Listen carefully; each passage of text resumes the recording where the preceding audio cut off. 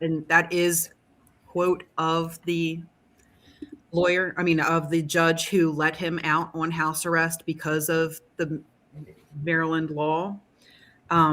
He's home, allowed to work, allowed to continue living life and doing exactly what my nephew was trying to do, go into work and make a living for himself and his family. And we're just left here wondering how.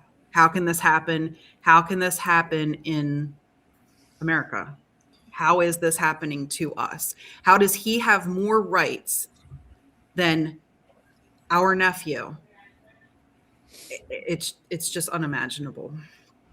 And you and I have spoken before, and you're not necessarily a political person. So this isn't a political thing, obviously, for you, because it's touching home. And in our community, since you and I live in the same community, it's a very close community, and Absolutely. we rally for these things.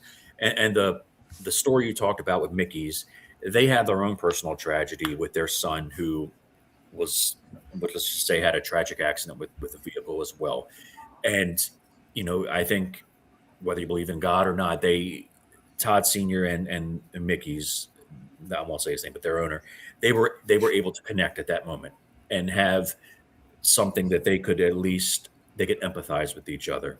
So, uh, tell me about Todd Senior and the family's wishes at this point. Uh, do you really want President Trump to be involved, to know this story, to know Todd's story, and to make sure this doesn't happen again? And how could that happen? What would you like to see changed in order to Absolutely. it doesn't We happen again? want this in President Trump's hands. We want Todd Hines' name to not die with him. We want change to happen so this doesn't happen to anybody else. We want we want to stop seeing people who kill others allowed to go home on house arrest. There needs to be punishment. That was what was said. This isn't the time for punishment. This isn't that trial. We have the ultimate punishment.